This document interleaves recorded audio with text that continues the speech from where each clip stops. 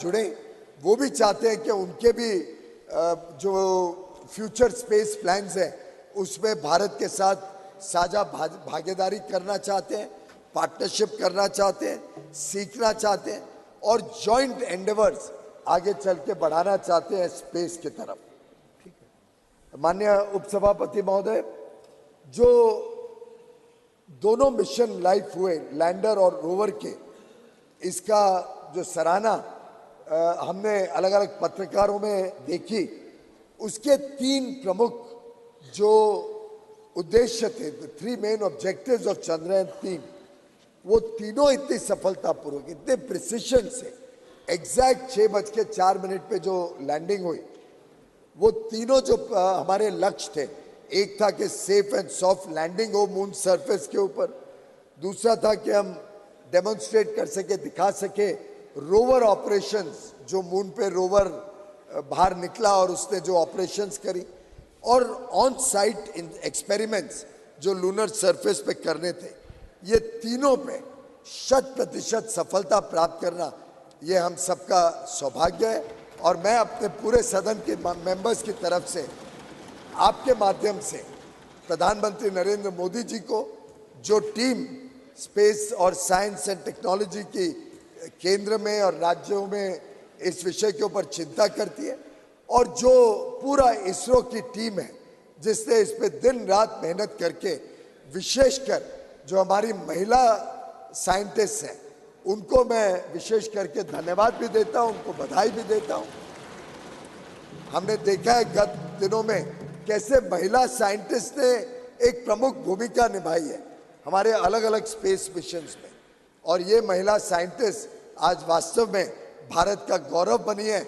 और मुझे लगता है हम उसका एक प्रकार से उनको धन्यवाद के रूप में तोहफा आज लोकसभा में, और उम्मीद करते हैं कि वहाँ से पास होके आज रात तक आ जाए यहाँ, तो कल राज्यसभा में हम जब महिला आरक्षण पास करेंगे, कॉन्स्टिट्यूशन अमेंडमेंट बिल पास करेंगे, मैं समझता हूँ एक सही मायने में हमारी बहनों के लिए, हमारी माताओं के लिए, हमारी छोटी बिटियाओं के लिए, जिन्होंने इतने बड़े लक्ष्य प्राप्त करने में अपना अमिट छाप छोड़ी है, इतना बड़ा योगदान दिया है, वो भी एक पूरे देश और विश्व को मैसेज जाएगा कि ये देश बहुत कृतज्ञ देश है। ये देश महिलाओं के सम्मान करने में कोई कटौती नहीं करता, और आगे चल के महिलाओं को और बड़े रूप में इस देश के विकास के प्रवाह में जोड़ने के लिए अहम कदम उठा रहे। माननीय उपसभापति महोदय, ये जो विक्रम लैंडर था, जो प्रज्ञान रोवर था, और जो प्रोपल्शन मॉड्यूल था, ये भारत में बना। मुझे याद है 2014 में जब मेक इन इंडिया का माननीय प्रधानमंत्री जी ने आह्वान किया था, तब कई सारी टिप्पणियां आती थी कि ये मेक इन इंडिया सफल नहीं हो रहा है, मेक इन इंडिया में क्या हो रहा है, क्या नई चीज करी। पीछे भी हाल में भी कुछ दिनों पहले एक नेता का बयान में पढ़ रहा था, जो एक प्रकार से बड़े ओछे शब्दों में बहुत छोटे स्तर पर मेक इन इंडिया के मजाक उड़ाने की कोशिश हो रही थी। मैं समझता हूं हमारे इस मिशन ने, चंद्रयान-3 ने और इसरो की कामयाबी ने एक पूरी तरीके से सिद्ध कर दिया कि भारत में बना हुआ सामान, भारत में बने हुए पुर्जे, भारत में बने हुए अलग अलग जो इस पूरे मिशन में कंपोनेंट्स लगे, इक्विपमेंट लगा, इसने इस देश को नई ऊंचाइयों तक पहुंचाया। और आज पूरा विश्व भारत की तरफ देखता है, जब वो देखते हैं कि हमें मैन्युफैक्चरिंग कैपेबिलिटीज चाहिए, हमें टैलेंट चाहिए, हमें स्किल्स चाहिए, तो उनको एक देश जो नज़र आता है, विश्वसनीय देश, एक विश्वसनीय साझेदारी में भाग लेने वाला पार्टनर, तो वो भारत है। और भारत के ऊपर आज विश्व की भी निगाहें टिकी हुई है, विश्व का विश्वास बना हुआ है। माननीय उपसभापति महोदय, अगर हम डिज़ाइन कैपेबिलिटीज देखें, तो जो डिज़ाइन कैपेबिलिटीज डेवलप हुई हैं चंद्रयान-3 के दौरान, उससे हमें आगे चल के बहुत लाभ होगा। और हमने अलग अलग तरीके से देखा है कि स्पेस टेक्नोलॉजी का लाभ भारत की विकास यात्रा में सिर्फ स्पेस नहीं, लेकिन हमारी लोकल डेवलपमेंट में भी बहुत बड़ी तरीके से लाभ देता है। जैसे कि माननीय सदस्य जानते हैं, आप भी भली भांति आपने देखा है, पीएम गति शक्ति ये क्या है? ये एक प्रकार से स्पेस टेक्नोलॉजी का इस्तेमाल करते हुए भारत के आधारभूत सुविधाएं, भारत के इंफ्रास्ट्रक्चर को और मजबूती देना और गति देना और प्रगति को तेज करना, उसका एक साधन है। पीएम गति शक्ति में स्पेस टेक्नोलॉजी इस्तेमाल करके अलग अलग लेयर्स ऑफ टेक्नोलॉजी, अलग अलग लेयर्स ऑफ डेटा जो तैयार किया गया, जो स्पेस से मैपिंग की गई, और इसका काम माननीय उप सभापति जी, प्रधानमंत्री जी जब मुख्यमंत्री थे, गुजरात के मुख्यमंत्री थे, आज से 12-14 साल पहले उनके मन में एक कल्पना आई थी कि स्पेस टेक्नोलॉजी का मैक्सिमम इस्तेमाल भारत में कैसे किया जाए, भारत कैसे लाभ ले सकता है स्पेस टेक्नोलॉजी का। तब उन्होंने बाइजैक नामक एक संस्था गांधीनगर में एस्टैब्लिश करी और बाइजैक के माध्यम से ये शुरुआत करी कि कैसे भारत के आगे के भविष्य के विकास यात्रा में आधुनिक सुविधाएं और सफलतापूर्वक हम भारत को एक international centre for manufacturing, trade and business बना सके। लाखों करोड़ों लोगों को नौकरियां देने के लिए जो हम काम कर रहे हैं, उसके लिए स्पेस टेक्नोलॉजी का इस्तेमाल करने का जीता जागता उदाहरण अगर कुछ है तो पीएम गति शक्ति है। तो इस प्रकार से स्पेस से जो जो हम सीखेंगे, जो जो चंद्रयान 3 की उपलब्धियां होंगी, उससे आगे चल के भारत में जो इंफ्रास्ट्रक्चर डेवलपमेंट हो रहा है, भारत में किस प्रकार से आगे हमें क्रिटिकल मिनरल्स रिसोर्सेज पे काम करना है, अलग अलग तरीके से ये स्पेस का रिसर्च भारत को नई ऊंचाइयों तक लेके जाएगा। और मेरा विश्वास है कि इस उपलब्धि में हम सब मिलके जो आगे के बड़े एम्बिशियस प्लान्स हैं, जो योजनाएं हैं, जो हमारी दूरदर्शी सोच है देश की कि कैसे स्पेस टेक्नोलॉजी और हमारे स्पेस मिशंस भारत को आगे लेके जाने में काम करेंगे। ये जो नया उत्साहित भारत है, ये जो एस्पिरेशनल इंडिया की नई आकांक्षाएं हैं, इसको पूरा करने में गगनयान, चंद्रयान के बाद आने वाला जो गगनयान मिशन है, जो लगभग 2024 में अनुमानित प्लान है, उसको भी हम कैसे सफल बनाएंगे, उसके लिए हम सब ने इसरो को शुभकामनाएं देनी है। हम सब मिलके एक संदेशा दें कि आगे आने वाले गगनयान के लिए भी इसरो सफल हो, पूरी तरीके से सफल हो। हमारी माता बहनें, हमारे इसरो के साइंटिस्ट जो पूरी लगन के साथ इसमें लगे हुए हैं, उनको हम यहाँ से एक शुभ संदेश दें कि उनका गगनयान मिशन भी सफल हो। हमने ऑलरेडी देखा आदित्य मिशन, जो आदित्य L1 जो सूरज के और भारत के बीच में, जो अर्थ और सन के बीच में, यहाँ से लगभग 15 लाख किलोमीटर दूरी पे जाके स्टेशन होगा, जो लैग्रैंज पॉइंट है, वहाँ से स्टडी करेगा सूर्य की किरणों की ताकत, सूर्य की ताकत को। तो उस पॉइंट तक सफलतापूर्वक पहुँचे, वो रास्ते में है, उसका लॉन्च सक्सेसफुली हो चुका है और वो पहला डेडिकेटेड स्पेसक्राफ्ट मिशन है जो सूर्य को स्टडी करने के लिए यहाँ से भेजा गया है। इसी के साथ साथ एक डेडिकेटेड पोलरीमेट्री मिशन एक्सपोसैट, जो एक्सरे के माध्यम से पोलरोमीटर सैटेलाइट के रूप में बाहर काम करेगा। इस तरीके से हमारी जो नए नए आगे की योजनाएं हैं, उसके लिए हम सब मिलके इस सदन से एक स्वर में एक बड़ा अच्छा संदेश और शुभकामनाएं भेजें। तो एक तरफ बधाई चंद्रयान 3 के सफलता के लिए, दूसरी तरफ शुभेच्छा आगे के बड़े बड़े लक्ष्यों को प्राप्त करने के लिए। ये जब एक स्वर में पूरा सदन ये मैसेज भेजेगा, तो मैं समझता हूं कि सभी जो इस मिशन के साथ जुड़े हुए हैं, चाहे वो प्रधानमंत्री नरेंद्र मोदी जी का प्रोत्साहन हो, चाहे हमारे अफसरगण हो, चाहे इसरो के साइंटिस्ट हो, हर एक व्यक्ति जो अलग अलग इन मिशंस में अपने अपने पुर्जे, अपने अपने कंपोनेंट्स, इक्विपमेंट्स बना के योगदान दे रहे, और एक प्रकार से 140 करोड़ देशवासियों का उत्साहवर्धन करने का काम आज पहले ही सिटिंग में, कल पहली सिटिंग थी, आज पहले ही डिस्कशन में हम ये जो संदेश देने जा रहे हैं, ये भी बड़ा शुभ संदेश है।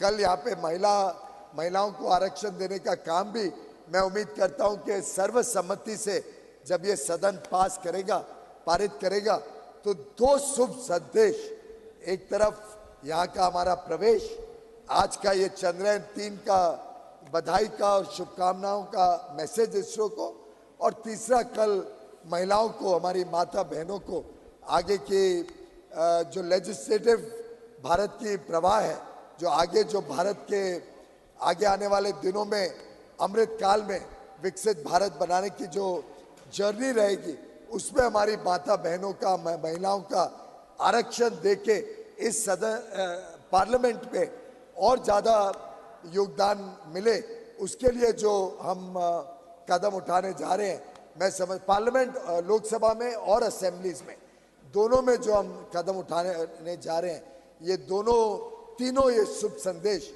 एक प्रकार से एक नई सुबह लेके इस सेशन को भी यादगार बनाएगा।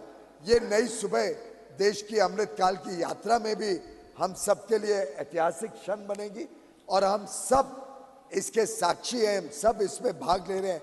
ये हम सबका बहुत बड़ा सौभाग्य है। आपने मुझे इस चर्चा को शुरू करने के लिए मौका दिया, इसके लिए मैं आपका आभारी हूँ। बहुत बहुत धन्यवाद। माननीय पीयूष गोयल जी। माननीय Shri Jairam Ramesh ji. Thank you, sir. Sir, I rise to speak on a discussion that is entitled India's Glorious Space Journey Marked by Successful Soft Landing of Chandrayaan-3. Sir, listening to the Leader of the House, it appeared as if this glorious space journey started only in 2014. Yes. And that the sutradhar of this space journey is the Prime Minister. I want to take this occasion, sir, to revisit this glorious space journey, not to make political debating points, but to pay tribute to a remarkable generation of Indian scientists and technologists who could have worked anywhere in the world, but chose to come back to India in the 1950s and 1960s. Sir, I have before me a government order issued on the 22nd of February 1962. This is the 22nd of February 1962, an office order issued by the Government of India, which reads that the Union Government has set up the Indian National Committee for Space Research. The committee is set up on the recommendations of the Scientific Advisory Committee to the Cabinet will advise the government on the promotion of research in and exploration of space and its utilization of peaceful purposes. India's glorious space journey began on the 22nd of February 1962, which was marked by the establishment of the Indian National Committee on Space Research. There were two people who were responsible for getting this INCOSPAR set up. Both were the great scientists of India. One was Homi Bhabha, who was then the chairman of the Scientific Advisory to the Committee to the Cabinet, and the second was Vikram Sarabhai, a great name, a man who had a vision for Indian space, and I expected the Honorable Leader of the House at least to make a passing mention of Vikram Sarabhai. Sir, I'm not yielding. Please.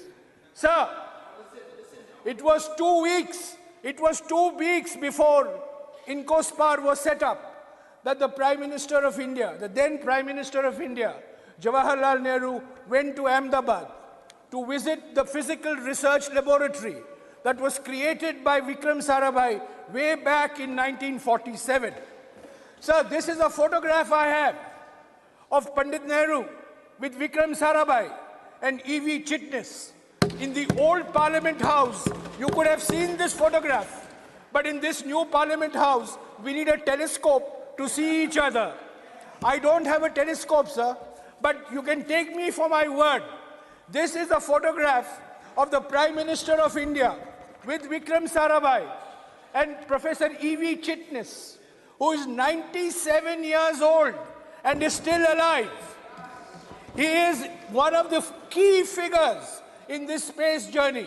And in fact, Professor Chitnis's greatest contribution to our space program was the recruitment of a young engineer from the Madras Institute of Technology named APJ Abdul Kalam.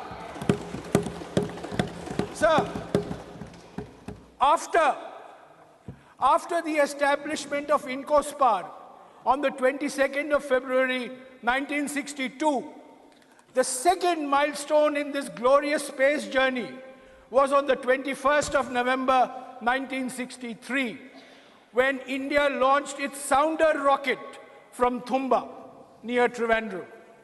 This was called TERLS, the Thumba Equatorial Research Launching Station. This was the first sounding rocket launched way back on the 21st of November 1963. And this was made possible because of Vikram Sarabhai, because of H.G.K. Murthy, because of Abdul Kalam, because of E.V. Chitnis, and a large number of scientists and technologists. So ISRO was created on the 15th of August 1969. This was when Vikram Sarabhai created the Indian Space Research Organization to give a developmental boost to the Indian space program.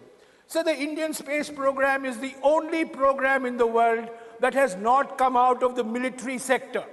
It has been a civilian program all through. The Indian space program is the only program to have a developmental thrust, the use of space for remote sensing, the use of space for rural development, the use of space for communication, for weather forecasting. This is being the hallmark of India's space program going back to the creation of ISRO on the 15th of August 1969. So, on the 25th of December 1971, unfortunately, Vikram Sarabhai passed away very suddenly at the young age of 52. He died of a heart attack in Kovalam Beach near Trivandrum. The Indian space program was then faced with a huge crisis. It had lost its Karta Data. It had lost its Nirmata. It had lost its visionary, Vikram Sarabhai, who had lived and dreamt of India as a space power. It was then that the then Prime Minister of India, Indira Gandhi, took what I consider to be the most important step that has made India the space power that we are all proud of today. So she wrote a letter to an Indian scientist who was then taking a sabbatical at the famous California Institute of Technology in Pasadena in California. The name of this scientist is Satish Dhawan, and it is in his honor that our launch center in Sriharikota is called the Satish Dhawan Launch Center. So, Indira Gandhi wrote a letter on the 7th of January 1972, and I wish to quote a few lines from this letter.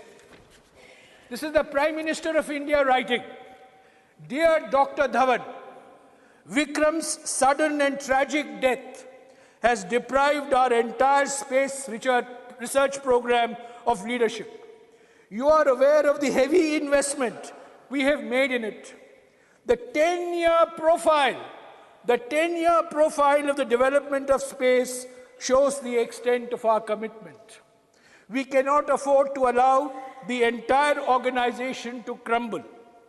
I should like you to accept the stewardship of our space program, which I am proposing to separate from the Atomic Energy Commission. Till 1972, space and atomic energy were together. But it is in 1972 that space gets separated from the Atomic Energy Commission. It will be for you to structure this new organization. Please let me know urgently when I may expect you to return and what arrangements you would like us to make for the interim period. I hope you will respond to an emergency situation in a sensitive area of national importance. This is a letter written by the Prime Minister of India to a scientist taking a sabbatical in California, who was then the director of the Indian Institute of Science, Satish Dhawan. Sir, Satish Dhawan immediately accepted the offer of the Prime Minister. He put some conditions that he would like ISRO to be headquartered in Bangalore. He would not like to be posted in New Delhi, that he would like to continue as the director of the Indian Institute of Science, and he would like full freedom to run ISRO the way it should be run. The Prime Minister of India accepted and acceded to all these conditions. So when he came back to India, when he took over as chairman of ISRO, her secretary, Mr. P.N. Haksar, sent Mrs. Gandhi a note. And I was fortunate enough to get a copy of this note in the archives. And Mr. Haksar wrote on the 25th of May, 1972, to the Prime Minister, Dr. Satish Dhawan is an extremely sensitive human being. Hitherto, he has led a relatively cloistered life, devoting himself to the pursuit of his own scientific specialty in the field of aerodynamics. I know he has many doubts and hesitations in accepting the responsibility of heading our space organization. And if he were to opt out of it, we literally have no one at present as the second best choice. It is therefore of vital importance that our Prime Minister should express in her own way her appreciation of the high sense of duty which has led Dr. Dhawan to respond to the PM's call to him. It is equally necessary to say that Dr. Dhawan will continue to receive her personal support in sorting out any problems he may run up against any administrative and other fields, and that Dr. Dhawan should not hesitate in coming to the Prime Minister, and that he will always have direct access. So it is from this day onwards that Prime Ministers of India have held direct control of the Department of Space. It is from this day onwards that the chairman of ISRO, the chairman of the Space Commission, the Secretary Department of Space, three roles combined in one individual, have only reported to the Prime Minister and nobody else. So the glorious space journey that the leader of the House wants us to believe started in 2014. The first milestone was on the 22nd of February, 1962. The glorious journey that the leader of the House wants us to believe started in 2014, had its second milestone on the 15th of August, 1969, with the creation of ISRO. The glorious journey that the leader of the House wants us to believe begins in 2014, had its third milestone in 1972, July, when Satish Dhawan became the chairman of ISRO. Sir, the success of Chandrayaan-3 is based on the competencies, the capabilities, the capacities that have been created over a 60-year period. We launched satellites, but we first launched satellites on Soviet rockets. We did not have a satellite launch vehicle. In July of 1979, our first SLV launch failed. Dr. Kalam was in tears. So Dr. Satish Dhawan said, I am your leader. I will take responsibility for the failure. You sit at the back. That is leadership. In August of 1980, the SLV-3 succeeded. Dr. Dhawan said to Kalam, Kalam, you take credit for this. I will sit at the back. This is leadership. Leadership is not taking credit when things are going good and run away when the things are going bad. Leadership is when you have the courage to take the responsibility for things that are going wrong as much as you take credit when things are going right. So this is the milestones of a successful journey, sir, there have been many scientists, and I want to recall, I have mentioned Homi Bhabha, I have mentioned Vikram Sarabhai, I have mentioned Abdul Kalam. There's a great scientist of India who is forgotten today. He is the only scientist who has worked and contributed for a nuclear program as well as for our space program. And if you go to the Vikram Sarabhai Space Center in Thiruvananthapuram, you will see a statue of him in the space organization headquarters. His name is Brahma Prakash. He's probably one of the greatest metallurgists that India has produced. And he made a huge difference to our space program and to our atomic energy program. We have had a succession of chairmen. We had Satish Dhawan, U.R. Rao, Madhavan Nair, Kasturi Rangan, Radhakrishnan, Shivan, and now of course we have Somnath. Each of them have made contributions because the political leadership has given them the freedom to make those contributions. Sir, I also want to say that India's space program has always had a developmental orientation. It has always been space for development, space for communication, space for rural development, space for weather forecasting, space for identifying sources of water. Indian scientists and technologists have never seen India's space program as a symbol of Indian nationalism. It has always been seen in a developmental perspective. It has always been seen as an instrument of fulfilling developmental aspirations. And that's why we had INSAT, the Indian National Communications Satellite. And it is because of INSAT that we improved our weather forecasting. We located sources of water. We created new maps. We created platforms like Bhuvan. So while it is natural for all of us to take pride, I would like to urge all of us to please look at our space program fundamentally as an instrument of development and not as an instrument of muscular nationalism. This has been the hallmark of India's space program for the last 60 years. And let it be in that spirit with which it was founded by our scientists and technologists. So, I am entirely in agreement with the Prime Minister when he said yesterday that the Chandrayaan-3 achievement creates a new excitement for science. But sir, what is the point creating an excitement of science when you're removing Darwin's theory of evolution from textbooks?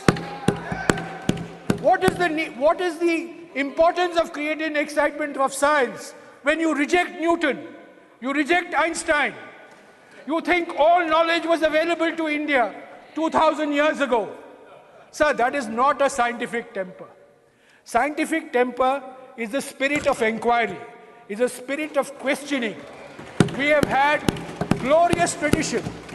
We have had glorious tradition in mathematics. We have had a glorious tradition in metallurgy. We have a glorious tradition in astronomy. But, sir, let us take pride in our past, but let us not think that all of modern science, all of modern technology was known to us 2000 years ago.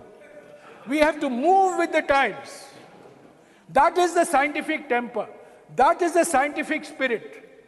If you reject science, if you do not give your scientific institutions freedom, if you do not allow scientific endeavor to flourish in a spirit of professionalism, you can have all the Chandrayaans of the world, but it is not going to make a difference to the minds of the young. So we have to create a scientific spirit, the spirit of questioning, the spirit of inquiry, the spirit of doubt. That is the spirit of science, which I hope will be created by this excitement. So, along with Chandrayaan-3, let us not forget Chandrayaan-1. Chandrayaan-1 was launched in 2008. And I have no hesitation in saying that the first announcement of Chandrayaan was by Prime Minister Atal Bihari Vajpayee on the 15th of August in 2003. After 2003, you had Chandrayaan 1 in 2008, you had Chandrayaan 2 in 2019, and you have Chandrayaan 3 in 2023. What does it mean? It means there is continuity in governance. If a Prime Minister refuses to acknowledge continuity in governance, if a Prime Minister believes that the world has started only when I became Prime Minister, if a Prime Minister believes that Indian science has become great, that the Indian space program has become great only when I became Prime Minister, sir, I beg to differ. Let us take, along with Chandrayaan 1, Aditya L1, which was also a great success. We have not mentioned it in your resolution. But this Aditya L1, the solar laboratory, which was launched 1 week after Chandrayaan 3. So when did Aditya 1 start? Aditya 1 started in the year 2006. It took 17 years for Aditya L1.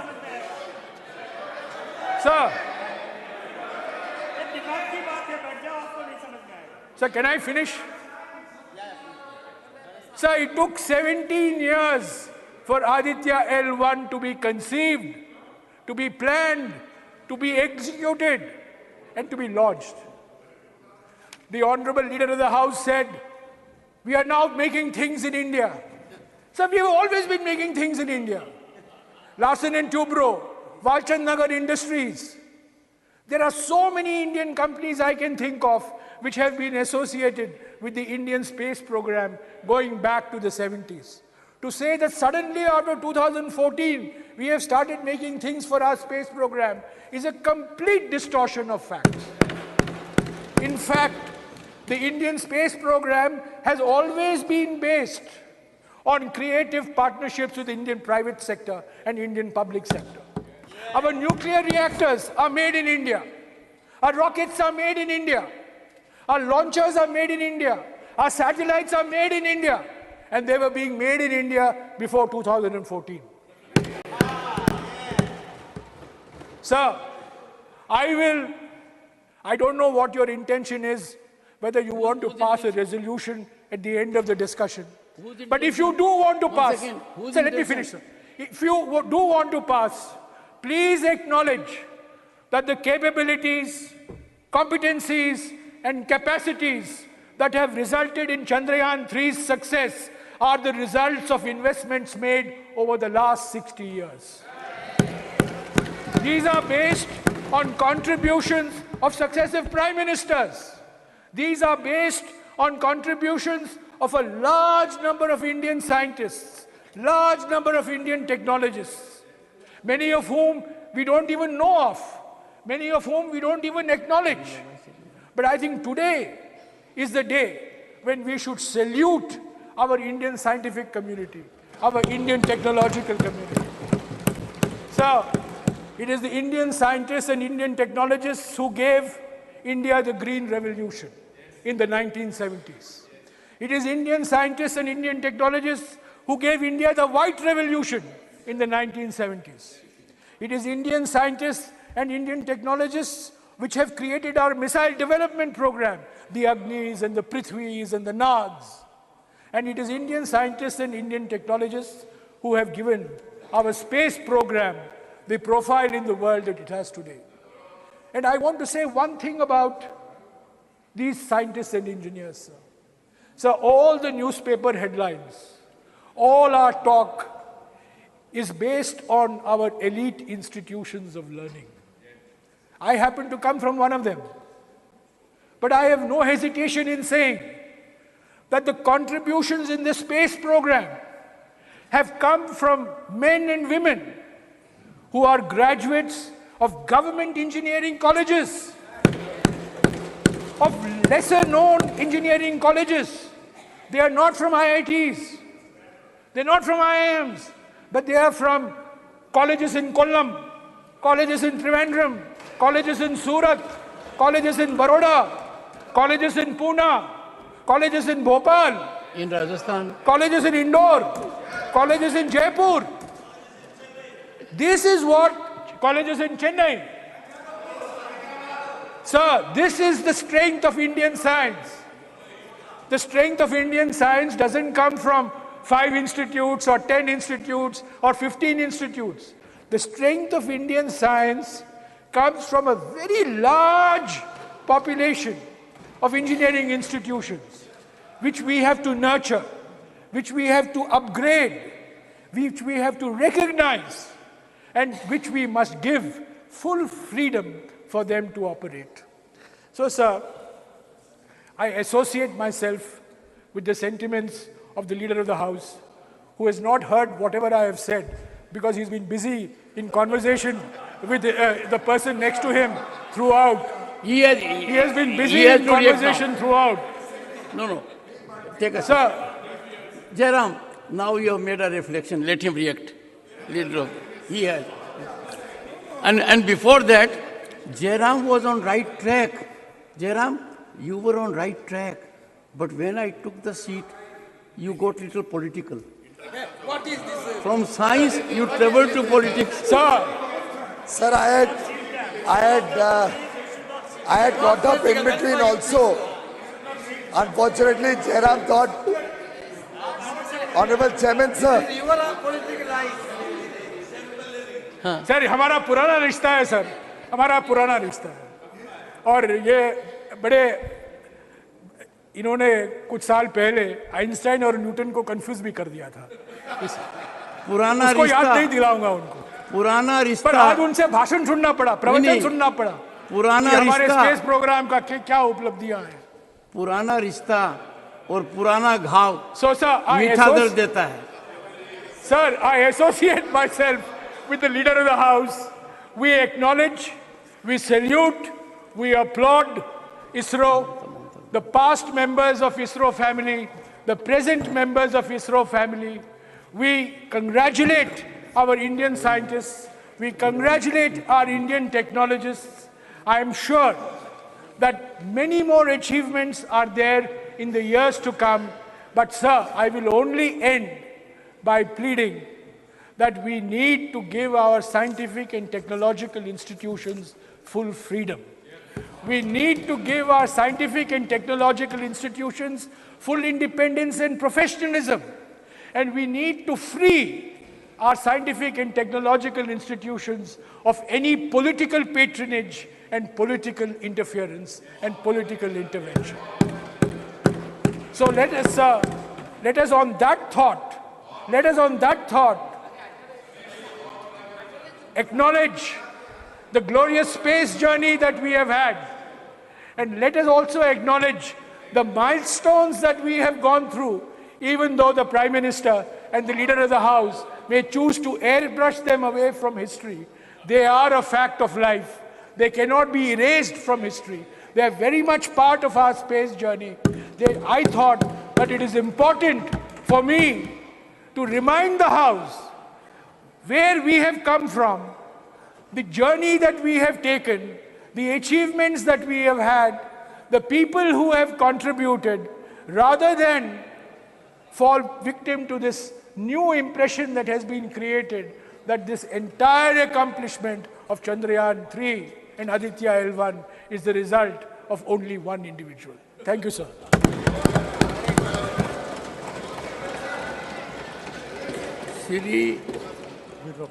Shri Jawahar, okay.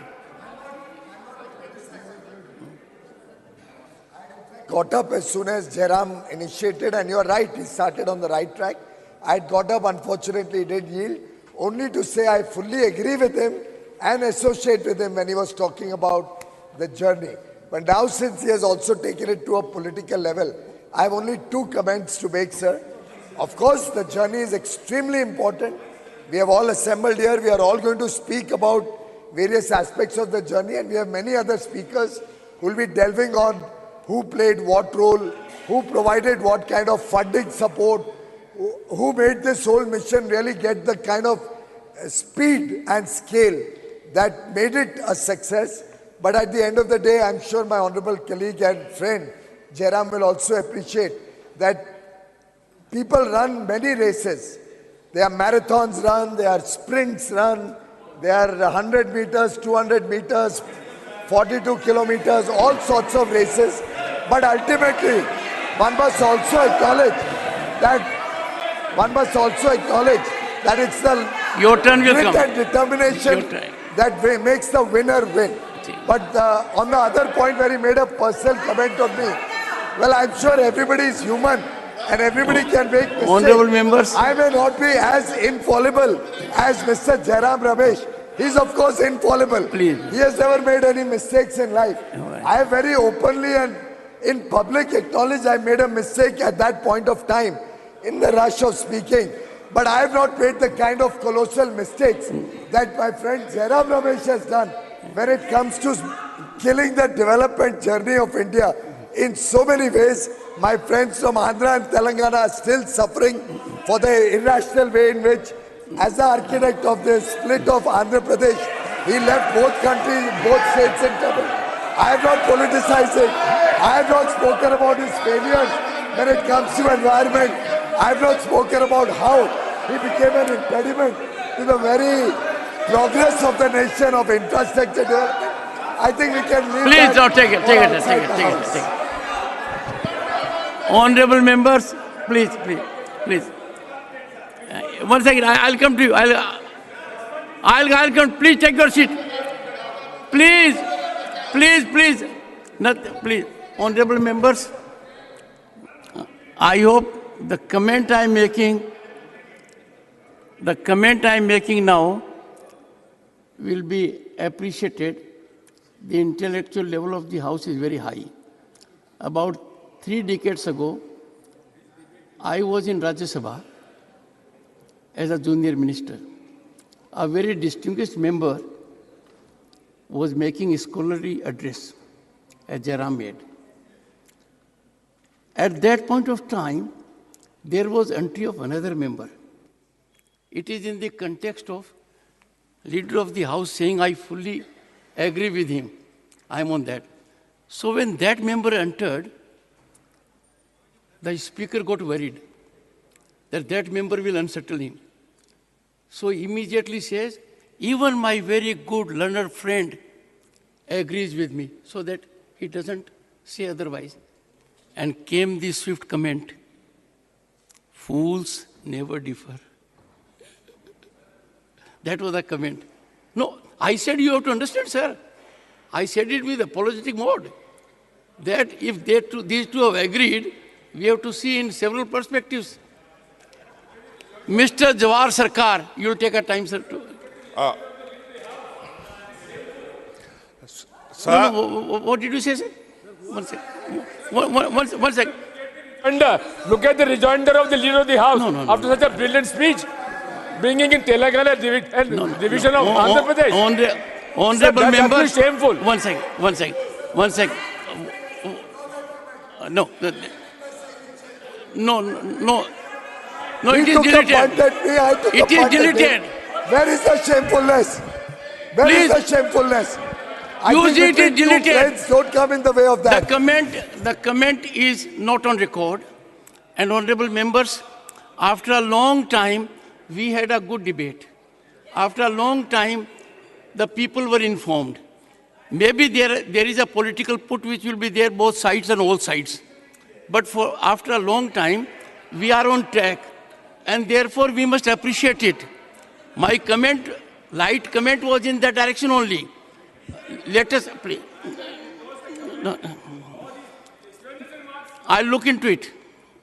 But all I'm saying is, after a long time, we have had some return to a situation where outside people will get some knowledge.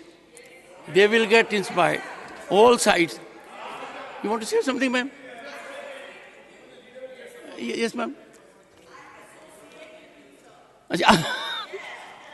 Well, one of the greatest artists, and I have admired her for a long time, several decades. If she associates with sentiment, It's a great positive gain for all of us.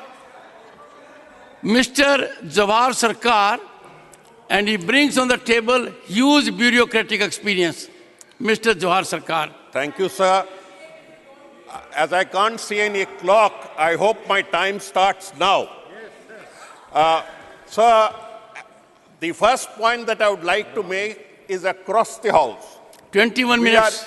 We are Indians first, and as an Indian, we take immense pride in the Chandrayaan mission. We take immense pride in the scientific achievements of India, irrespective of what part of India we come from, what we represent. That is the first basic point that we have to remember. India is a continuum. India is eternal. And we cannot slice a part of India and say, this was my part and all the credit happened during this part. All the discredit happened during that part. We were all part of a continuum. When we talk of Chandrayaan, Mr. Jairam Ramesh has explained in great detail, the chair also has explained in great detail, the whole journey of Chandrayaan, and that it spans for 6 decades and more. Numerous individuals have contributed to it. Today is a time when we need to remember them.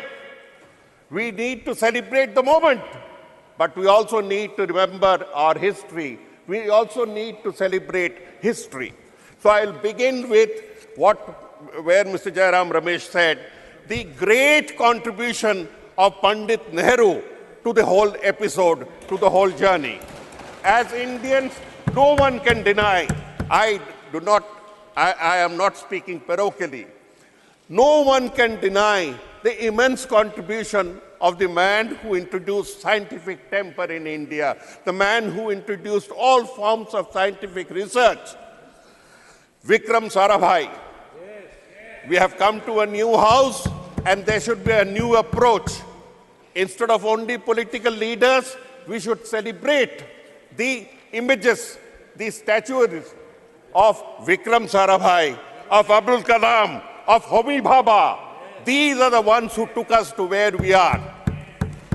We have to admit that it is this, the great leadership, the great vision, the unending toil of Homi Bhabha, of Satish Dhawan, of Vikram Sarabhai, of Abdul Kalam, where we are today, where Abdul Kalam, where we are today. We also cannot acknowledge or disacknowledge or deny the role played by the Prime Ministers. The present Prime Minister must have surely contributed to this great journey. But that does not mean that earlier Prime Ministers who laid the path did not contribute and should not be forgotten. As an Indian, my heart leaps when I see our space launch vehicles propel these satellites of other countries and place them in space. We do a big favor to the rest of humanity, to other nations, and my heart leaps. But my heart is big. As an Indian, as a person who shares the timelessness of India, we should have a big heart. The big heart that not only takes space launch vehicles, take only satellites, but also propels ideas. Today, my heart leaps with joy for another reason. And the reason is that science is finally gaining over superstition. Science is finally gaining over superstition. We have to believe in both experimentation, in empiricism and evidence before we open our mouths.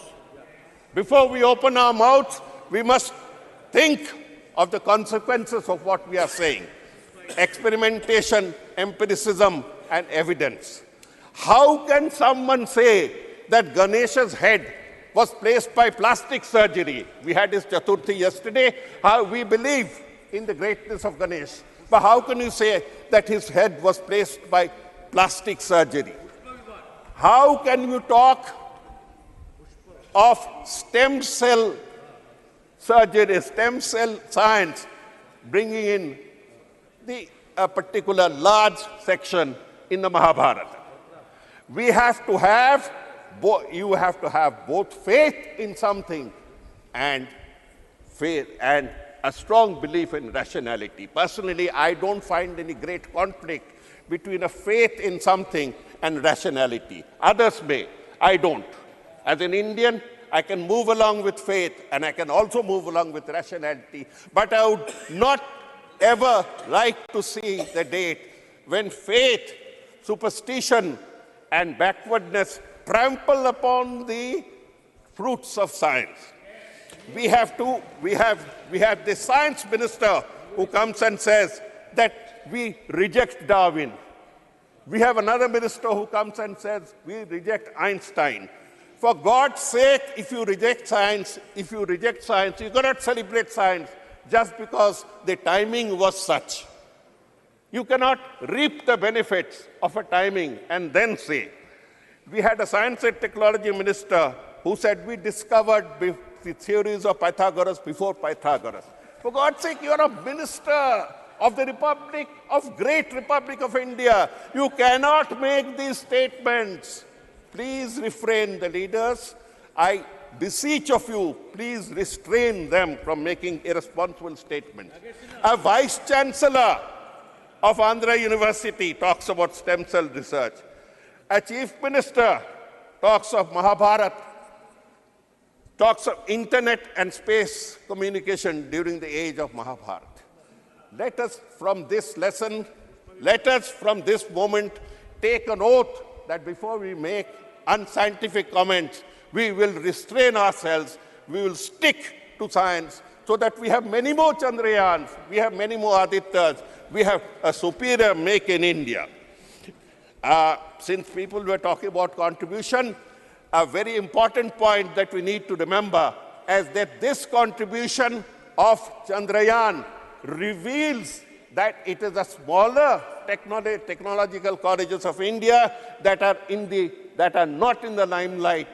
Non-IITs, if I may put it bluntly, it is the non-IITs that have landed India into such a glorious position. We are feeding on IITs, but many of the products of IITs are going abroad to serve the interest of world capitalism. To serve the interest of world capitalism, to serve the interest of world domination. Why are we doing it? We need to shift our emphasis to our smaller colleges that have produced. Bengal, incidentally, has sent 31 in the ISRO. We could have said more about it. Now, when I mentioned about superstitions, I also come to two spoiler points. We have spoken about the greatness of ISRO, but we have not mentioned one word about the Devas Antriksh scandal. The Devas Antriksh scandal remains alive till today. A few months ago, the Delhi High Court has pronounced a judgment which will make you shiver. They say there is poison in the seed. The entire thing is a poisoned effort. It doesn't matter to me which regime did it. No regimes get into such great detail. It doesn't matter. We should have closed this chapter. We should have punished them because we remain vulnerable to an international fraud of something like 30,000 crores. Why should we pay it? Just because some technocrat made a dirty deal. We talk of the Nambi effect, we celebrate. We can celebrate science, we can celebrate the effects of science, we can celebrate our victories, but do not, as the chair has said, bring politics into it. This brings me to a point where I say that if you want to really move forward with more Chandrayans, with more Adityas, with more progress in this domain, free science. Free science. You have made science subservient to the rules of the bureaucracy. You have created departments and ministries of science where you have placed scientists, but the rules remain the same. The rules remain the same. You have to have a separate set of rules. You have to go in for faith. You have to allow them to function, not shackle them with bureaucratic rules. My heart leaps when I hear that India has joined the 6 nations for the National Quantum Mission. This National Quantum Mission will take India forward. Whether X regime stays or Y regime comes or the Z regime goes, it doesn't matter. This permanent contribution to the quantum mission will take India forward. We should move higher. We already have moved high on the innovation index. In the world over, they look at us to see how much we have innovated, not how much we have talked. How many patents have we filed? This is hard fact. And we have actually gone up, but we need to go further up. This is where the focus should be. The tragic point about Indian science is that even the budget of ISRO has been cut by 8%. The tragic point of Indian science, the tragic part of Indian science is that we do not contribute enough to R&D, research and development. It's an international shame. I am saying, Minister sirs, it's an international shame because when we make claims, we must substantiate claims. Our contribution of the GDP to research and development is 0.65%, out of which 4% is contributed. 4% is contributed by the state sector, that is the government sector, and only 0.2% is contributed by the corporate sector in India. It is this same corporate sector that you have allowed a 4 lakh crore remission. I am repeating, you have remitted 4 lakh crores by way of taxes from 2019. What have you got in return? Can you make them contribute 0.5% more? 0.5% more? When we talk, this is the remission of income tax, what we call the corporation tax. By way of favors, I am repeating the point, that 12.5 lakh crores, I am repeating, 12.5 lakh crores of the bank customers' money has been evaporated, has been extinguished, has been written off to favor big corporates. A big corporate who belongs to a political party, who was also a member of this house, has got away with 5,000 crores. 5,000 crores of remission yesterday. My submission, madam, my submission is not politics. My submission is that this is the type of money, that could get in to help the science sector with more funding. That is all. All I'm saying is don't talk of lack of resources.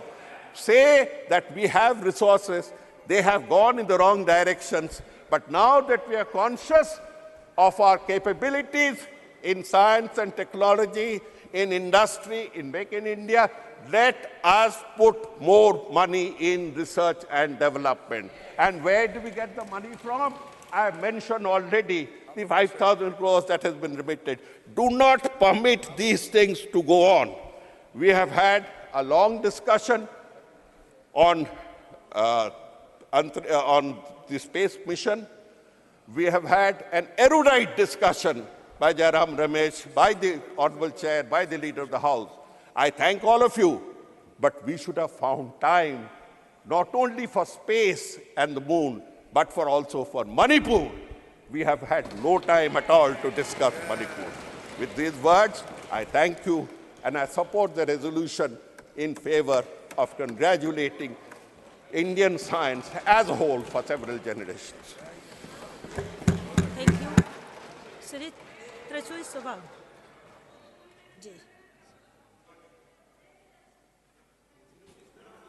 Thank you, Madam Chairperson. I am very proud to participate in this discussion of India's glorious space journey marked by successful soft landing of Chandrayaan-3 on the moon, as a citizen of India and not of Bharat. Really, it's a proud moment. The whole world is celebrating. Chandrayaan-3 has landed in the moon very softly, and the lander and rover are doing their works very softly. But we landed in this new parliament building and only turmoil and turbulence are seen for the past 2 days. That is moon and this is parliament. Very happy moment that India is the first country to have landed in the south pole of the moon, which is being celebrated across the world, though it stands for among the other countries who have reached the moon. After this successful mission, India's space industry, exploration industry is being talked much about in a big and proud way across the world. And this Indian spacecrafts are being considered and seen as milestones of this sector. All this credit goes to the team of the ISRO. The relentless pursuit, the dedication, and their passion has made this country globally very famous. And I don't want to repeat what Mr. Jairam Ramesh told or Mr. Sarkar spoke here. Yes, the history is very long. And Vikram Sarabhai, who has to be recollected at this moment, started the ISRO journey from a church. The church gave its praying space for Vikram Sarabhai to launch his first rocket when he was searching for a suitable space. So for this, no caste, no religion, no anything, it is India. And India has traveled a long way, and now we are reaching to heights which is being appreciated. So very importantly, I want to make here something very emphatically. The mission director of this Chandrayaan-3, which is being very much celebrated, is Mr. Veera Muthuvel. He is from Viluppuram, Tamil Nadu, where our finance minister has also studied schooling. And he studied in a government school. He went to Coimbatore and did his engineering in Lakshmi Engineering. And then he came to Tiruchi, to my place, and did his NIT. And now he is considered to be a very shining example for all the aspiring scientists and engineers who are indulged in aerospace. And added to that is Chandrayaan-2. It is one Vanitha Muttaya. She is from Chennai, very ordinary, humble family. She also studied from a government school, studied in various engineering colleges in Tamil Nadu, and now she was the project director of Chandrayaan-2. And Chandrayaan-1, Mailsamy Annadurai, who is called as the Moon Man. He was the first one. 1969, Apollo landed in the moon with Armstrong, but they returned. But it was the mission of Mailsamy Annadurai which came with the result that there is water is available in the moon, and that is being held across the world. He is responsible for 60 satellites which have been successfully launched by the ISRO. He is also from a very humble family. He studied in a government school and have achieved. And now the Aditya #1, Aditya 1, going to explore the sun. The mission director is one, Nisha Shaji Sultana, from Sengote of Tamil Nadu, southern end of Tamil Nadu. She also is from a very humble family, and she studied in a government school and did her engineering. So what has been established by all these things means, to achieve something, a person need not study in a government school, a person need not go abroad to get their education.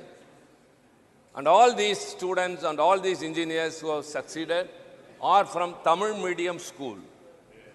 And their second language is only English. So to reach the space, Veera Muthuvel, the successful mission director of Viluppuram, started from Viluppuram and landed in the moon without Hindi and Sanskrit. So we are very proud to say, these scientists have not only taken the position of India globally, that India's ISRO space exploration is par excellence than the developed countries. So also they have established even persons from ordinary family who are expertised in their own mother tongue and having English as their link language can successfully achieve many things.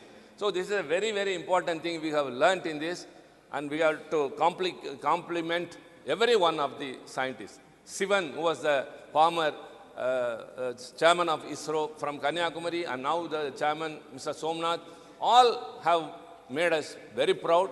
and this parliament, cutting across the political parties, as I said, as citizens of India and responsible members of parliament, and I from DMK party, Veera Muthuvel was immediately called and being appreciated by our Chief Minister M.K. Stalin after the mission was successful. So we, as members of parliament, with all responsibility and with proudness, let us compliment and congratulate the team of ISRO for having taken India globally to a very, very remarkable place. Thank you very much. Thank you. Shri Sandeep Kumar Pathak.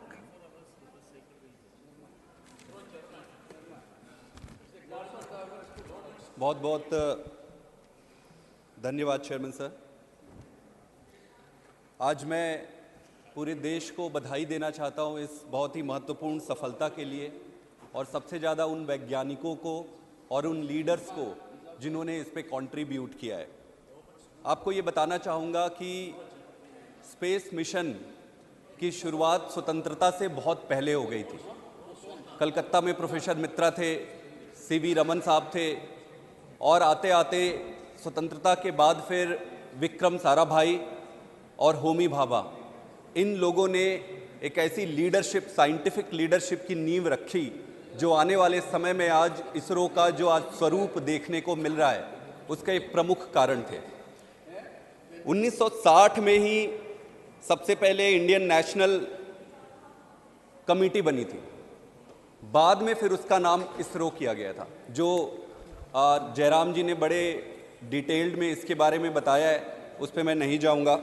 लेकिन ये जानना बहुत ज़रूरी है कि इसरो सबसे पहले department of atomic energy के अंडर आती थी और बाद में फिर उसको डिपार्टमेंट ऑफ साइंस में बनाकर अलग किया गया और होमी भाभा को उसको सेक्रेटरी बनाया गया और विक्रम साराभाई जो साइंटिस्ट थे उनको इसका प्रमुख बनाया गया इस इंस्टीट्यूट का। ये सबको जानना चाहिए कि 10 इंस्टीट्यूशन के बिल्ड होने के 10 साल के अंदर ही सबसे पहला सैटेलाइट इसरो ने लॉन्च कर दिया था, जो अपने आप में एक बहुत बड़ी बात है। 20 साल होते होते जो सैटेलाइट लॉन्च व्हीकल होते हैं इंडिया ने वो तैयार कर लिया था और 20वें साल के पहले ही अपने खुद के व्हीकल से अपने सैटेलाइट लॉन्च करने शुरू कर दिए थे। GSLV, PSLV ऐसे लॉन्च व्हीकल हैं जिसमें देश के ही नहीं दूसरे देशों के भी जो सैटेलाइट है उसको अंतरिक्ष में स्थापित करने का काम कर रही है, विदेशों के उनके लिए भी। प्रश्न आज ये नहीं है, मूल प्रश्न को समझना पड़ेगा। मूल प्रश्न क्या है कि भारत ने स्पेस साइंस में इतना अच्छा कैसे कर लिया। आज कई सारे दूसरे संस्थाएं हैं, दूसरी संस्थाएं हैं, उन दूसरी संस्थाओं को क्या हुआ, वो कहां पीछे रह गए। इसरो ने ऐसा क्या, भारत ने ऐसा क्या किया स्पेस के क्षेत्र में जो इतना आगे कर लिया। सबसे महत्वपूर्ण चीज होती है एक व्यक्ति, मैं भी साइंटिस्ट हूं, मैंने राजनीति में आने से पहले साइंस किया है, मैं अच्छी तरह से समझता हूं इस बात को। किसी एक साइंटिस्ट से ज्यादा महत्वपूर्ण होता है संस्था, और उससे भी महत्वपूर्ण होता है उस संस्था को बनाने वाले लीडरशिप की। आज संभव है कि हम सबके राजनीतिक मूल्य और राजनीतिक रूप से एक दूसरे से मतभेद हो सकते हैं, लेकिन आज अगर पंडित जवाहरलाल नेहरू को याद नहीं किया गया तो वो बेमानी होगी। आपको मैं याद दिला दूं, आजादी के बाद हमारे देश की परिस्थिति ऐसी थी कि कई जगहों पर खाने के लिए पर्याप्त अन्न भी नहीं थे। जब देश में पर्याप्त अन्न भी नहीं था, उस समय कोई व्यक्ति कैसे ये सोच सकता है कि पैसा स्पेस साइंस में लगाना है। राजनीतिक रूप से उनको बहुत विरोध हुआ होगा निश्चित रूप से, लेकिन उन सारे विरोधों को अलग रखते हुए उन्होंने अपनी राजनीतिक दूरदृष्टता और स्पष्टता दिखाई। इसको कहते हैं लीडरशिप। उन्होंने ऐसी लीडरशिप, आज अगर आप देखें कि भारत में और पाकिस्तान का सबसे, जहां भारत है और जहां पाकिस्तान है, उसका मूल कारण क्या है कि भारत को आजादी के बाद पहले प्रधानमंत्री के रूप में पंडित जवाहरलाल नेहरू मिले और पाकिस्तान को पहले प्रधानमंत्री के रूप में जिन्ना मिले। यही एक दो मूल कारण है कि पाकिस्तान आज कहां है और भारत आज कहां है। हमारे कई सारे मतभेद हो सकते हैं, जरूरी नहीं है कि हम हर चीज में सहमत हो, लेकिन साइंस और टेक्नोलॉजी में जो नेहरू जी ने जो काम किया उसको पूरे देश को, पूरा देश उसको मानती है और उनकी लीडरशिप को आगे बढ़ाने के लिए हम सबको अनवरत रहना होगा। आपको फिर विजन क्या था जब ये इसरो को बनाए? विजन ये नहीं था कि छाती पीट पीट के दूसरों को अपनी ताकत का एहसास कराना है। विजन ये नहीं था कि अपने आप में ताकत एकत्रित करना है। विजन ये था कि साइंस और टेक्नोलॉजी को जनमानस के हित में कैसे उपयोग किया जाएगा। यही एक उद्वेलित और अंडरलाइन रीजन था जिसके कारण नेहरू जी ने इस पर भरोसा दिखाया था। आज जितने भी आप देखते हैं, चाहे मौसम विभाग से संबंधित जानकारी हो, कम्युनिकेशन टेक्नोलॉजी हो, और कई सारे क्षेत्रों में स्पेस टेक्नोलॉजी ने जो कंट्रीब्यूशन दिया है, उसके कारण ही आज दूसरे साइंस के क्षेत्र में भी हम आगे बढ़ पाए हैं। लेकिन यह भी देखना पड़ेगा कि क्या नेहरू जी अकेले कर पाते वो? क्या राजनीतिक परिस्थितियां अकेले अलाउ करती? संभव नहीं है। सरदार पटेल जी भी थे, उन्होंने देश में उस समय राजनीतिक स्थिरता लाई। अंबेडकर भी थे, जिन्होंने कॉन्स्टिट्यूशनली इस देश को एक ऐसा महान कॉन्स्टिट्यूशन दिया। तो एक टीम वर्क होता है। किसी भी देश के विकास के लिए टीम वर्क सबसे महत्वपूर्ण होता है, जो आज मुझे लगता है गैर राजनीतिक दलों में भी और अपने खुद के राजनीतिक सभी दलों में भी इस तरीके की टीम वर्क का अभाव है। विजन बड़ा साफ था कि साइंस एंड टेक्नोलॉजी का उपयोग देश के हित के लिए करना है। एक और महत्वपूर्ण चीज है, नींव का पत्थर अगर सीधा लगता है तो बाकी के पत्थर भी सीधे लगते जाते हैं और दीवार सीधी होती है। अगर नींव का पत्थर ही टेढ़ा लग जाए तो कोई कोशिश कितनी भी कर ले, दीवार फिर सीधी नहीं होती है। इसलिए हमारे पॉलिटिकल लीडर्स की, जिनमें नेहरू जी तो शामिल थे ही, उसके बाद इंदिरा गांधी जी ने भी बहुत कंट्रीब्यूट किया, फिर अटल बिहारी वाजपेयी जी ने भी जो कंट्रीब्यूशन दिया वो अभूतपूर्व था। आप सबको पता होगा कि चंद्रयान पहला जब चाइना ने अपनी एक स्पेस टेक्नोलॉजी लॉन्च की, तब अटल बिहारी जी ने इसरो के साइंटिस्ट को यह कहा था कि भाई इसका कुछ करो, हमें भी कुछ इस पे अच्छा करना है। तब जाकर चंद्रयान प्रथम की परिकल्पना की गई। चंद्रयान प्रथम, चंद्रयान द्वितीय और फिर जाकर चंद्रयान तृतीय की उत्पत्ति हुई और उस पर सफलता मिली। कहने का यह मतलब है कि इस पूरे देश की कलेक्टिव लीडरशिप ने एकजुटता दिखाई और स्पष्टता दिखाई कि हमें इस दिशा में अग्रसर रहना है। यह भी इंपॉर्टेंट चीज है। कोई भी देश आप देख ले जो विकसित है, ऐसा क्या कारण है कि देश विकसित है और ऐसा क्या कारण है कि कुछ देश अविकसित है या विकासशील है? उसका प्रमुख कारण यही है कि जिन जिन देशों में राजनीति देश के मुद्दों पर नहीं खेली जाती है, वही देश आगे बढ़ता है। कोई भी पॉलिटिकल पार्टी तो आते रहेंगे, आज एक पॉलिटिकल पार्टी, कल दूसरी आएगी, कल तीसरी आएगी, फिर कल चौथी आएगी। प्रश्न यह है कि देश से संबंधित मुद्दों पर राजनीति होनी चाहिए। जो भी देश आज विकसित है वो ऐसे मुद्दों पर राजनीति नहीं करते। जैसे मुझे प्रसन्नता है कि इस मुद्दे पर स्पेस टेक्नोलॉजी में सभी राजनीतिक दलों ने आज तक भी, प्रधानमंत्री ने जो कहा, सभी ने अपनी एकजुटता दिखाई है। इसलिए अगर विकसित देश बनना है तो नारे देने से काम नहीं होगा, सिर्फ स्लोगनियरिंग करने से काम नहीं होगा। विकसित अगर बनना है तो उसके लिए उस तरीके की व्यवस्था बनानी पड़ेगी। हम जब भी बात करते हैं ऊपर ऊपर की बात करते हैं, हम ये कर देंगे, वो कर देंगे, फलाना ये हो जाएगा, वो हो जाएगा, लेकिन कैसे होगा? कैसे होगा? कैसे होगा? जब तक आप आधारभूत चीजों पर डेलिब्रेट नहीं करेंगे, व्यवस्था नहीं बनाएंगे, चीजें आगे नहीं बढ़ सकती है। दूसरा प्रश्न यह उठता है कि बहुत सारे इंस्टीट्यूशंस है, डीआरडीओ है, आईआईटीज है, आईआईएम्स है, बहुत सारे रीजनल इंजीनियरिंग कॉलेजेस हैं, बहुत सारे हमारे देश में मुझे लगता है सबसे ज्यादा सरकारी रिसर्च वाले इंस्टीट्यूशंस हैं। ऐसा क्या कारण हुआ कि इसरो विकसित हो गया और बाकी के इंस्टीट्यूट, भाई पॉलिटिकल लीडरशिप तो उस समय भी थे, सबके लिए समान थे, फिर इसरो ही विकसित हुआ और बाकी के इंस्टीट्यूशन क्यों नहीं हुए? उसका एक बहुत महत्वपूर्ण कारण यह भी था कि साइंटिफिक लीडरशिप भी इंपॉर्टेंट होता है। इसरो के लिए, इसरो को जो लीडर मिले विक्रम साराभाई के रूप में और होमी भाभा के रूप में, उनके साइंटिफिक लीडरशिप ने भी जो नींव का पत्थर रखा, उसके कारण इसरो आज यहां तक पहुंची। आप एक चीज और देखिए, वर्क कल्चर किसी भी इंस्टीट्यूशन के लिए सबसे महत्वपूर्ण होता है। अगर उस इंस्टीट्यूशन का वर्क कल्चर सही है तभी इंस्टीट्यूशन आगे बढ़ेगा। अगर वर्क कल्चर खराब हो गया तो चाहे आप चले जाओ, मैं चले जाऊं, दुनिया का कोई भी व्यक्ति चला जाए, ना उसको इधर कर सकता है ना उसको उधर कर सकता है। वर्क कल्चर को ठीक करना पड़ेगा। तो वर्क कल्चर में ऐसा क्या हुआ इसरो में? इसरो में जहां तक मेरी थोड़ी समझ है, मेरे कई सारे मित्र भी वहां पे काम करते हैं, वहां पर डिलीवरी बेस्ड टारगेट्स होते हैं। डिलीवरी बेस्ड टारगेट होते हैं वहां पर मेरिटोक्रेसी पे सबसे ज्यादा ध्यान दिया गया है। भाई आप साइंटिस्टों की जब भर्ती करते हो, साइंटिस्टों को लेते हो, तो जिस तरीके से आप उनकी भर्ती करते हो, जो मानसिकता है वो आधार बनाती है। तो इसरो की जो वर्क कल्चर है वो बहुत सर्वोत्तम है हमारे देश में। अब प्रश्न ये उठता है, ये तो जान गए कि इसरो का ठीक है, लेकिन क्या उस वर्क कल्चर को दूसरी संस्थाओं में लाने का हमने प्रयास किया है? क्या हमने कभी ऐसी कमेटी बनाई है कि हम बाकी के दूसरी जो सरकारी संस्थाएं हैं वो क्यों फेल हो रही है? मैं फेल हो रही है नहीं कहना चाहूंगा, लेकिन अगर आप उम्मीद से कम परफॉर्म करते हो तो हमें उसको फेल मानना पड़ेगा। क्या आपने ये सोचा है कि हमारे देश में कितने सरकारी रिसर्च के इंस्टीट्यूशन है, उसको कितनी फंडिंग जाती है, और फंडिंग के हिसाब से कितने साइंटिस्ट है, क्या आउटपुट है? बहुत सारे ऐसे इंस्टीट्यूशन है जहां पे आउटपुट बिल्कुल जीरो है, फिर भी वो चले जा रहा है। सरकारी, हमारे गांव में ये कहा जाता है कि सरकारी नौकरी बहुत अच्छी होती है। आप पूछोगे कि भाई सरकारी नौकरी में क्या है, तो वो कहते जी वहां काम करना नहीं पड़ता है। मैं गलत कह रहा हूं, हो सकता है मैं कई लोगों से, आप मेरे से असहमत हो, लेकिन सरकारी संस्थाओं की यह परिस्थिति हो गई है कि उसको अब ऐसा जगह माना जाता है कि वहां पे काम करना नहीं पड़ेगा।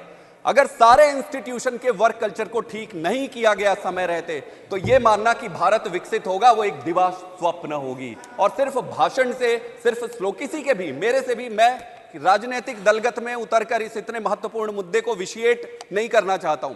आप वर्क कल्चर को ठीक करना पड़ेगा और इसके लिए सबको मिलकर काम करना पड़ेगा। मैं आईआईटी में, कैम्ब्रिज, ऑक्सफोर्ड, एमआईटी में पढ़ने के बाद मैं आईआईटी में प्रोफेसर था, मैं भी साइंटिस्ट था। साइंटिफिक जो फंडिंग है वो धीरे धीरे कम होती जा रही है। मैं मान सकता हूं कई सारी परिस्थितियां होंगी अलग अलग, वही तो लीडरशिप का परिचायक होता है।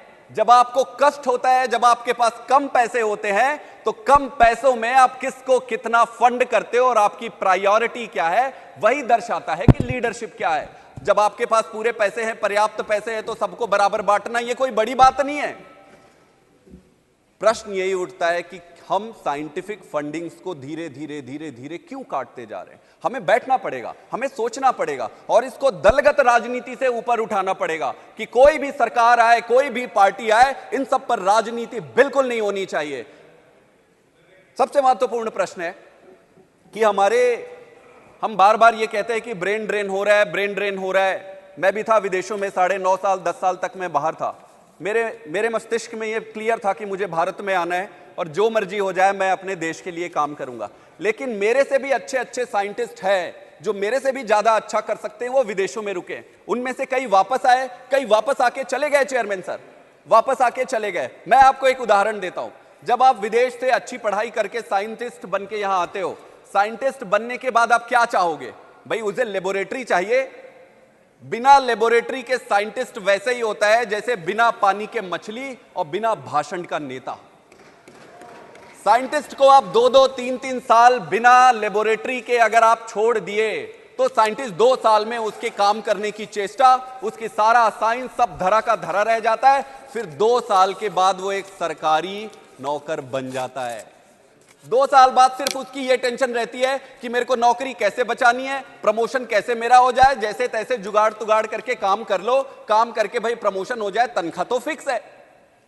मैं किसी के विरुद्ध नहीं कह रहा हूं, मैं वर्क कल्चर की बात कर रहा हूं। तो एक तो कोई वैज्ञानिकों के लिए आपको बेसिक मूलभूत जो सुविधा है वो करानी पड़ेगी। अगर आप ये नहीं करा पाते, अगर हम ये नहीं करा पाते हैं, तो ये सोचना कि देश विकसित होगा, ये दिवा स्वप्न होगा। हम वहीं के वहीं बैठे रहेंगे और ताली बजाते रहेंगे। एक और चीज है मेरिटोक्रेसी। मुझे यह लगता है कि साइंस, विज्ञान, साइंटिस्ट का रिक्रूटमेंट, इनको अपने देश में लाना, यहां पे उनको अच्छे तरीके से प्लेस करना, ये सबकी जिम्मेदारी होती है। अगर हम अच्छे साइंटिस्ट लाकर उनको रिटेन नहीं कर पाए, अच्छे वर्क कल्चर नहीं दे पाए, तो मुझे लगता है सारी सेलिब्रेशंस बेमानी होगी। हमने एक इसरो तो बना लिया, लेकिन सवाल एक इसरो होने से पर्याप्त नहीं है। हमें अपने देश को अगर विकसित बनाना है तो सारे सरकारी इंस्टीट्यूशन और प्राइवेट इंस्टीट्यूशंस में वर्क कल्चर को ठीक करना पड़ेगा। और ये ऑटोमेटिक नहीं होगा, इसके लिए पॉलिटिकल, हर चीज में हमें लगता है कि यार इस पे पॉलिटिक्स मत लाओ, इस पे पॉलिटिक्स मत लाओ, लेकिन अगर पॉलिटिक्स नहीं लाओगे तो कुछ सुधरने वाला नहीं है। इसलिए पॉलिटिक्स लेकर आओ, लेकिन अच्छी पॉलिटिक्स लेकर आओ। अच्छी पॉलिटिक्स लेकर आना है, हम सबको लेकर आना है, अच्छे इंस्टीट्यूशन बनाना है। एक बार फिर मैं बधाई देता हूं इसरो के साइंटिस्ट को और देश के उन सभी साइंटिस्ट को जो कम सुविधा के बावजूद इतना प्रयास कर रहे हैं। और मैं उम्मीद करता हूं कि ऐसे चीजों पर दलगत राजनीति से ऊपर उठकर देश हित में ऐसे काम करें जो भारत को, भारत माता को विकसित और सर्वोच्च बनाए। बहुत बहुत धन्यवाद। Doctor Jitendra Singh.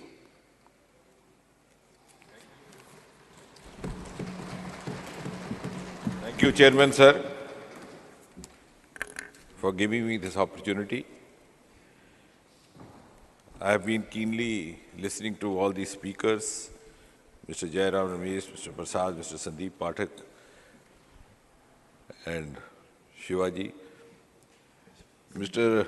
Jairam Ramesh is quite well versed with the subject. We respect him for his studiousness. He has tried to also place some of the facts before the House, and in between try to also talk politics and science, which I shall respond in the course of few minutes, not in very big philosophical platitudes as he did, but in statistical data. Because as students of science, we are taught to speak with facts, figures, and evidence.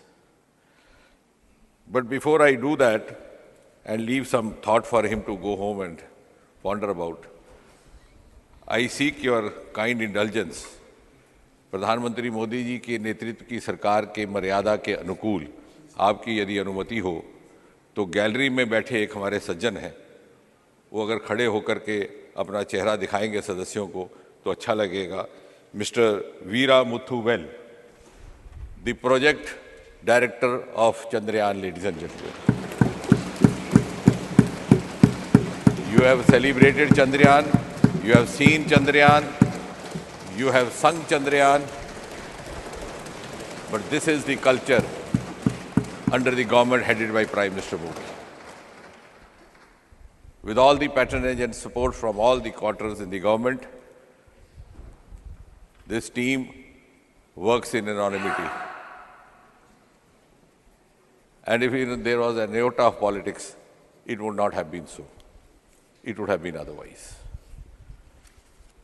He is not a dynast. He is not there by virtue of being a member of any family. He is there and he doesn't even boast to be there. And his appointment was made by the present government to oversee Chandrayaan 3, the series of which started with Chandrayaan 1, the clearance of which was given by then Prime Minister Shri Atal Bihari Vajpayee, and the third of series happening under Prime Minister Modi. Now, before I go to the... No, I'll give you full strategy, enough food for thought, but I will not create an unpleasant taste for the House. So let's first celebrate what it is. I think we are first here to celebrate the science and the scientists. If you go back and see the pictures in the archives, Sarabhai carrying launcher vehicle on the bicycle carriage. Who was the Prime Minister at that time? Which was the government at that time? सभापति जी, हमारे वैज्ञानिकों में कभी प्रतिभा की कमी ना थी, योग्यता की कमी ना थी, निष्ठा भी थी, मेहनत करने का जज्बा भी था, आंखों में सपने भी थे, और कुछ ना होते हुए भी कर गुजरने का साहस था। लेकिन अभाव था अनुकूलता का,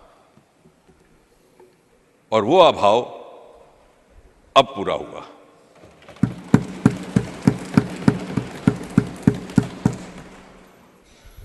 ये ठीक कहा गया। अब ये जो आंकड़े बताए गए, this is part of the history, I don't think we have to repeat it, everybody is familiar. You don't even need a Crorepati question for this. Everybody knows it started in 1962. It began in 1969. You had the ISRO. All that has been given. What is important is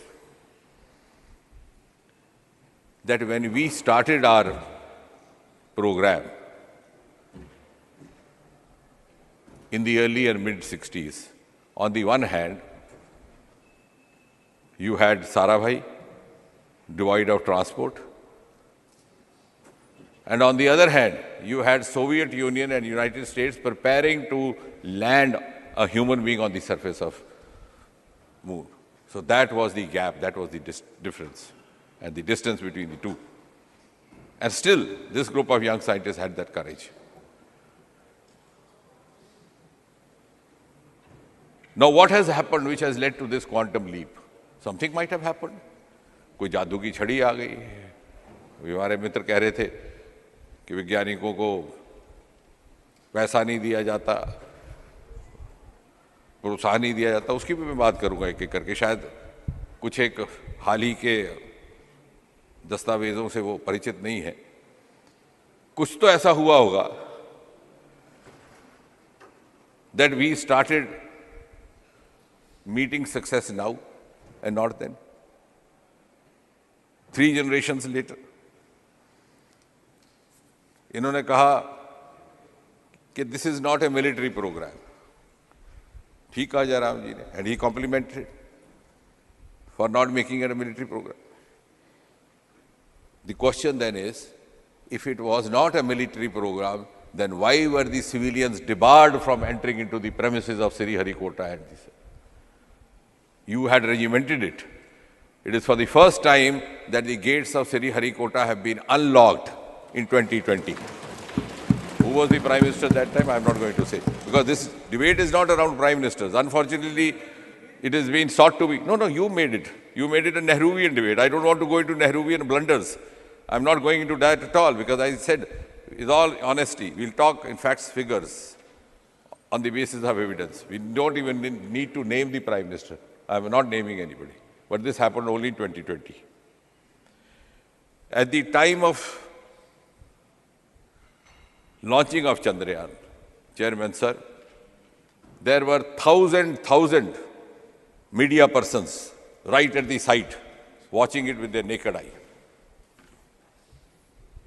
Somebody tweeted from that side, I don't know whether it was Jairam ji himself, कि what is the difference, क्या बड़ा हो गया. I was that time at that side. The landing had just happened 10 minutes earlier, and the media person confronted me. What do you say? ये आया उनका, वो भी विद्वान है. वो कह रहे हैं कि क्या फर्क पड़ा जो इतना शोर हो रहा है. I asked him, when did you come here last? He said, sir, first time. I said, that is the difference. No, this will tell you. बात तो आगे चलेगी. तो ये ट्वीट करने का क्या मतलब था? सुनिए बात को. You'll have to.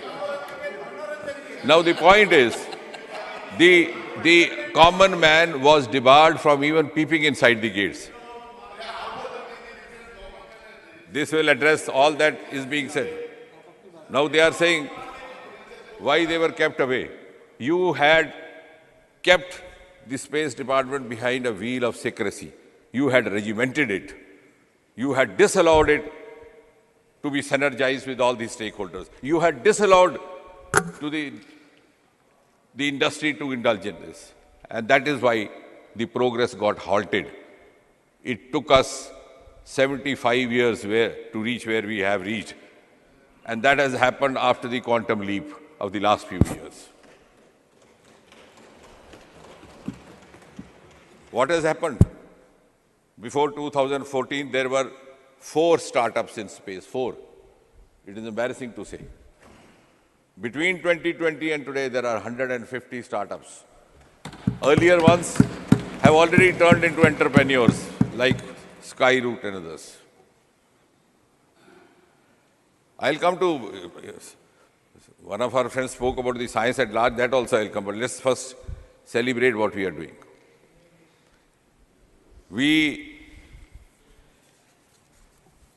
Then it was said,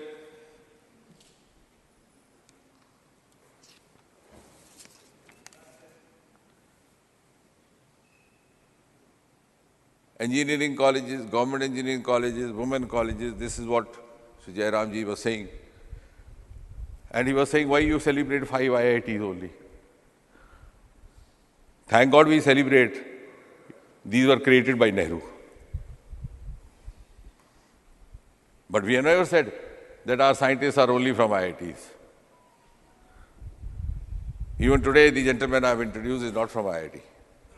None of them. And we have also celebrated women scientists, while Mr. Veera Muthul is the project director, the joint director is Kalpana. And of course, for Aditya, as T. Shivaji rightly mentioned, Nijar Sharji from Tamil Nadu.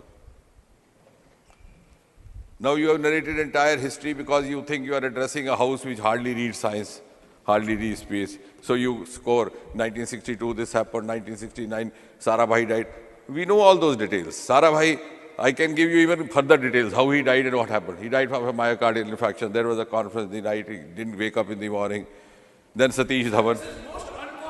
No, you have spoken. You have spoken. You have spoken. I'm not yielding.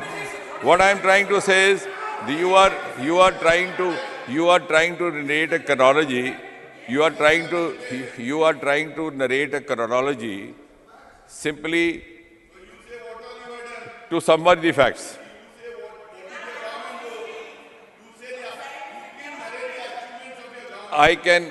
I'm coming to that. Never from the seat like this. I didn't interrupt. Please, no, I don't give you floor. No, I'm not yielding and I didn't Please interrupt. take your seat. Please continue. No. Don't come in defense of Jairam. Jairam is nothing will go on record.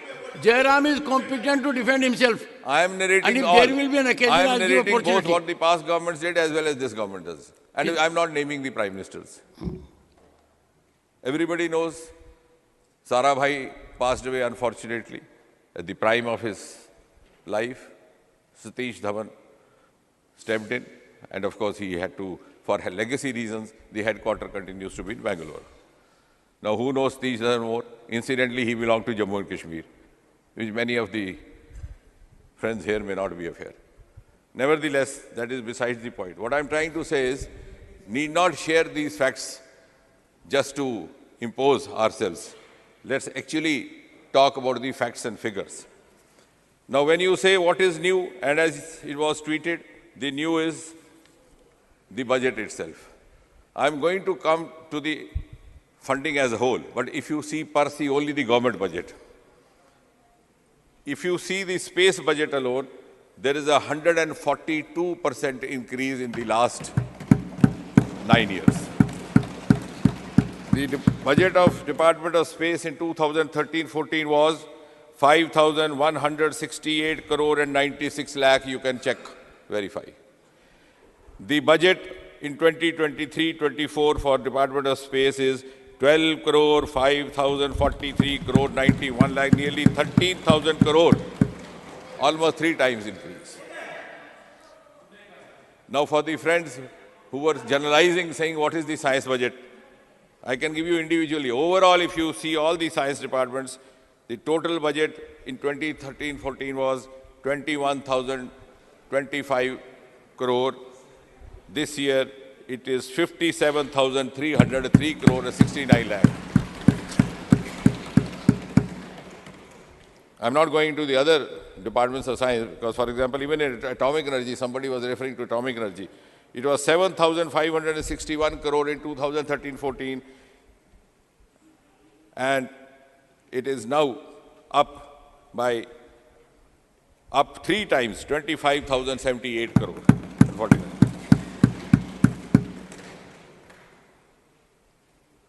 If you go for science and the Department of Science and Technology, it was 7,000 crore in 2013-14. To be precise, 7,051 crore, 74 lakh. Somebody can take down these figures and verify them. In 2023-24, it is more than twice, 16,361 crore and 41 lakh. Now what more in funding?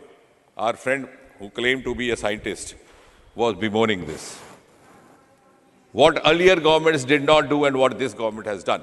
What he was trying to suggest is that we should make it more liberal for funding. Maybe he has not gone through because that day there was so much of din. Unfortunately, discussion could not happen. when I brought in the National Research Foundation bill over here, the Anusandhan bill.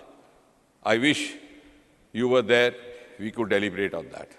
They were not interested. That has precisely addressed what Honorable Member Mr. Pathak was mentioning, which could not be addressed by the earlier government successively in 75 years, has been addressed now. I'm not going to name who's the Prime Minister. Anusandhan National Research Foundation envisages almost 80% of funding from non-government sources. It was important for India, ladies and gentlemen, Honorable Member, Honorable Chairman, sir, because if we have to grow globally, we have to live up to global parameters, we have to be ready for global challenges, and we have to beat them in the global strategies. America already had a foundation. I'm sure he must be aware, claiming that he is scientist from abroad. The National Research Society. Some of the European countries had, like Germany. Why didn't we have? Why did we have to wait 14 prime ministers? Why we waited for 14 prime ministers? Who will answer this? And this is all based on facts and figures. You can check it. Today, we have National Research Foundation in the form of... We will resume at 2 p.m. The House stands adjourned to meet at 2 p.m. today.